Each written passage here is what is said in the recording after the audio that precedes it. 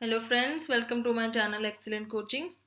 हमने सीबीटी में पढ़ा कि बेक ने ये बोला था कि कॉग्निटिव जो थॉट्स होते हैं, जो इरेशनल थॉट्स होते हैं, उनको अगर हम टारगेट करें तो उनको रैशनल थॉट्स में चेंज करके हम कॉग्निटिव बिहेवियर थेरेपी कर सकते हैं। उसके बाद एल्बर्ट एलिस ने एक और थेरेपी यहाँ पे बताई थी जिसका नाम है रैशनल इमोटिव बिहेवियर थेरेपी, जिसको हम आरईबीटी बोलते हैं।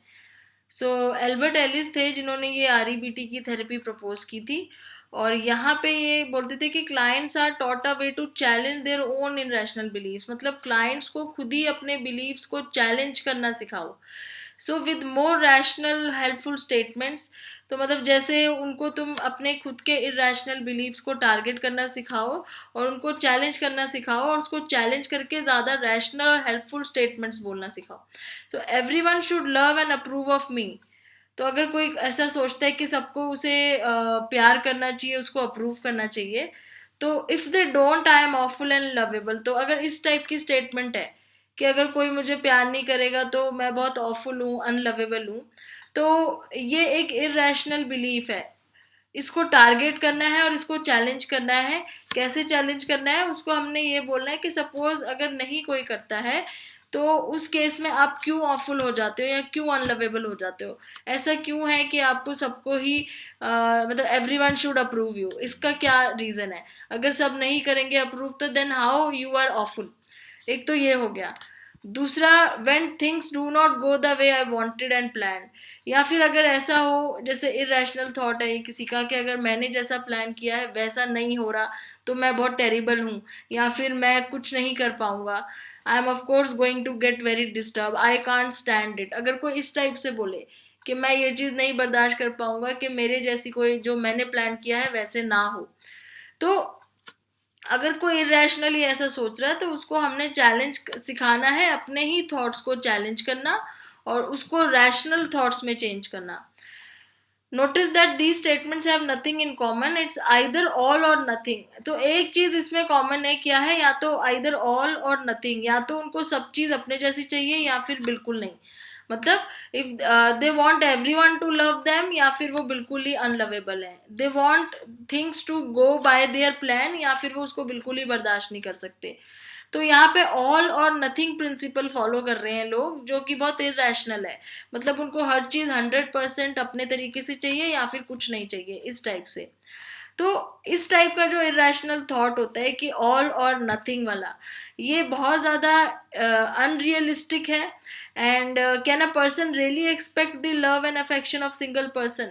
तो इस टाइप से हम क्वेश्चन कर सकते हैं उस क्लाइंट को कि क्या एक्चुअली में हम एक्सपेक्ट कर सकते हैं कि हर एक पर्सन आपको हमेशा अप्रिशिएट ही करे। इज इट रियली रियलिस्टिक, क्या ये रियलिस्टिक है कि हमेशा प्लान आपके अकॉर्डिंग ही चले। तो रैशनल इमोटिव बिहेवियर थेरेपी क्या करती है, चैलेंज करती है इस टाइप के थॉट्स को। और ये जो टाइप्स ऑफ थॉट्स हैं इनको इन्होंने लिखा हुआ है माय वे और नथिंग स्टेटमेंट्स, मतलब माय वे या फिर नथिंग, इस टाइप की स्टेटमेंट्स हैं। So it helps to people to realise life can be good without being perfect. तो आरईबीटी का मेन पर्पस क्या है कि लोगों को ये रियलाइज कराना है कि उनकी लाइफ जो है ना वो बिना परफेक्ट हुए भी बहुत अच्छी है। It is very good without being perfect. अब आरईबीटी थेरेपिस्ट जो होता है वो डायरेक्टिव रोल प्ले करता है, क्योंकि वो चैलेंज कर रहा है, वो आर्ग्यू कर रहा है क्लाइंट के साथ, वो डायरेक्टली उससे बात कर रहा है, वो उसकी स्टेटमेंट्स को ही गलत बता रहा है। तो डायरेक्टली उसके साथ खड़े होकर डिस्कस कर रहा है, बात कर रहा है। तो डायरेक्ट यहाँ पे नॉन डायरेक्टिव कुछ नहीं हो रहा है, डायरेक्ट हो रहा है। तो डायरेक्टली बात हो रही है क्लाइंट से। उसको होमवर्क भी दिया जा रहा है कि होमवर्क मतलब इन द सेंस कि आप घर जाओगे तो आपने अपने थॉट्स को चेंज करके अच्छा पॉजिटिव सोचना है। आपका कोई भी नेगेटिव थॉट आए तो आपने उसको चैलेंज करना है। बिहेवियर टेक्निक यूज़ की जा रही है उसके बिहेवियर को मॉडिफाई करने के लिए, आर्ग्यूमेंट किया जा रहा है। तो बहुत ही डायरेक्टिव रोल प्ले कर रहा है थेरेपिस्ट यहाँ पे उसके थॉट्स को चेंज करने के लिए क्लाइंट के। और वो कौन से थॉट्स हैं, जो माय वे और नथिंग वाले थॉट्स होते हैं। तो ये जो टेबल है यहाँ पे आपको ये दिखा रहे हैं कि हमने जो थेरेपीज ऊपर से पढ़ते हुए आ रहे हैं अभी तक, उसमें कौन कौन सी इंसाइट की कैटेगरी में आती है और कौन कौन सी एक्शन की कैटेगरी में आती है। तो साइकोडायनामिक थ्योरी जो थेरेपी जो फ्रॉइड की है वो इंसाइट में आती है। इंसाइट का मतलब जब हम अपने बारे में खुद अंडरस्टैंड कर जाते हैं कि हम कहाँ पे गलत कर रहे हैं और क्यों कर रहे हैं। हमारे अनकॉन्शियस थॉट्स कॉन्शियसनेस में आ जाते हैं। पर्सन सेंटर्ड थेरेपी भी इनसाइट थेरेपी है रॉजर्स की। जेस्टॉल्ट थेरेपी भी फ्रिज पर्ल्स की थेरेपी है, जो वो भी इनसाइट थेरेपी में आती है। बिहेवियर से स्टार्ट हो जाता है एक्शन थेरेपी, क्योंकि बिहेवियर थेरेपी बहुत फास्ट है, बहुत एक्टिवली क्विकली इसका रिजल्ट्स आते हैं। ये डायरेक्टली आपके एक्शंस को, आपके बिहेवियर को टारगेट करती है। Instead of knowing the nature, वो डायरेक्टली मॉडिफाई करने की बात करती है आपके बिहेवियर को। तो ये एक्शन थेरेपी है, जिसमें वॉटसन, जोन्स, स्किनर और बेंड्यूरा का नाम आता है। देन कॉग्निटिव थेरेपी में बेक का आएगा, ये भी एक्शन थेरेपी है। सीबीटी अगेन एक्शन थेरेपी है। देन आरईबीटी एल्बर्ट एलिस की एक्शन थेरेपी है। तो ऊपर की जो है वो सारी इंसाइट है, जो कि लंबी थेरेपीज हैं, टाइम लगता है, ज़्यादा सेशन लगते हैं, और थोड़ा सा नेचर, बेसिक नेचर के ऊपर काम करती है प्रॉब्लम के। और जो लास्ट की चार है वो थोड़ी सी फास्ट है, इनकी ट्रीटमेंट थोड़ा जल्दी होती है। एक्शन थेरेपीज के केस में ट्रीटमेंट थोड़ा जल्दी होती है, और ये मतलब जल्दी, लेस कॉस्टली होते हैं, कम टाइम लगता है, और सीधा ये टारगेट करते हैं बिहेवियर को मॉडिफाई करने में। तो ये हैं सारी थेरेपीज। अब आते हैं evaluation of cognitive and behaviour therapy. Cognitive और कॉग्निटिव बिहेवियर, सीबीटी और ये सारी जितनी भी हमने पढ़ी है, इसके बारे में लोग क्या बोलते हैं, क्या इनके एडवांटेजेस और डिसएडवांटेजेस हैं। तो एक तो मैंने बोला ये लेस एक्सपेंसिव है, क्योंकि इनमें टाइम कम लगता है, जल्दी क्विकली हो जाती है ट्रीटमेंट, और शॉर्ट टर्म होती है, ये जल्दी ख़त्म हो जाता है। क्लाइंट में ज़्यादा डीपली हिडन प्रॉब्लम्स को नहीं सर्च किया जाता। They do not dig deep into the hidden sources of the problem. उसकी जगह पे ये क्या करते हैं, जो प्रॉब्लम है उसी को टारगेट करते हैं सीधा। So cognitive therapies get right to the problem themselves, helping client deal with their symptoms directly.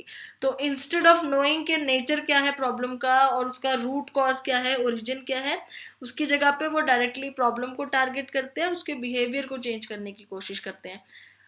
And then इसका क्रिटिसिज्म क्या है, that they treat symptom not the cause. तो ये भी एक चीज़ है जो आपके भी माइंड में आती होगी, कि ये डायरेक्टली सिम्टम को तो ट्रीट कर रहे हैं, कॉज को क्यों नहीं ट्रीट कर रहे हैं।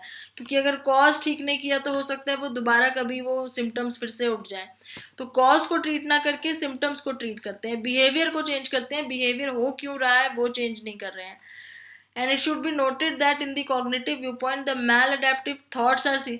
अच्छा, अब यहाँ पे ये कह रहे हैं कि क्यों ऐसा करते हैं, क्योंकि उन्हें लगता है कि जो थॉट्स हैं हमारे, वही हमारा कॉज है। तो अगर हम बिहेवियर मॉडिफाई करेंगे तो हमारे थॉट्स भी मॉडिफाई हो जाएंगे।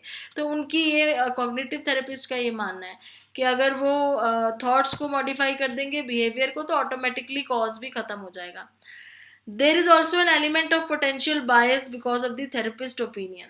अब बायस किसकी तरफ से होता है, थेरेपिस्ट की तरफ से। वो कैसे, आपके कौन से थॉट को थेरेपिस्ट रैशनल बोलेगा और किसको नहीं बोलेगा, वो उसका अपना जजमेंट है। तो वो अपना खुद का इंटरप्रिटेशन, अपना जजमेंट लगा के आपकी कुछ बातों को बोल देगा रैशनल है, कुछ को इरेशनल। तो ये बायस आ सकता है यहाँ पे। Nevertheless, cognitive and behavior therapies have considerable success in treating।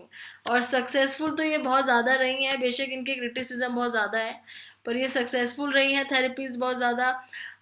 Treatment of depression हुआ है इससे, स्ट्रेस डिसऑर्डर ठीक हुए हैं, ईटिंग डिसऑर्डर्स, एंजाइटी डिसऑर्डर्स, ये सारे डिसऑर्डर्स ट्रीट किए गए हैं।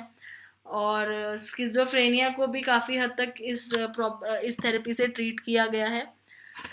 At an offshoot behaviorism, the learning principles that are basis of cognitive behavior therapies are considered empirically sound। तो क्या है कि क्योंकि ये साइंटिफिकली और एम्पिरिकली वेरीफाइएबल है, बिहेवियर आप टेस्ट कर सकते हो, मेजर कर सकते हो, आप बिहेवियर की फ्रीक्वेंसी देख सकते हो, साइंटिफिकली बहुत ही ज़्यादा टेस्टेबल है कॉग्निटिव बिहेवियर थेरेपीज़, इसलिए इनको बहुत ज़्यादा प्रेफर किया जाता है। और वहीं पे अगर हम साइकोडायनामिक वगैरह की बात करें तो उनको थोड़ा सा साइंटिफिक नहीं मानते हैं। तो इस वजह से इनकी जितने भी क्रिटिसिज्म है, फिर भी इनको प्रेफरेंस ज़्यादा मिलती है इस टाइप की थेरेपीज़ को यूज़ करने के लिए। तो ये हमने जो अभी पढ़ी थी, ये थी कॉग्निटिव थेरेपीज, जिसमें पहले हमने सीबीटी के बारे में पढ़ा, और उसके बाद हमने पढ़ा कि आरईबीटी होती है, जो रैशनल इमोटिव बिहेवियर, मतलब आपके बिहेवियर को रैशनलाइज करने के लिए होती है थेरेपी। तो इसकी आगे नेक्स्ट वीडियो में पढ़ेंगे। Thanks for watching.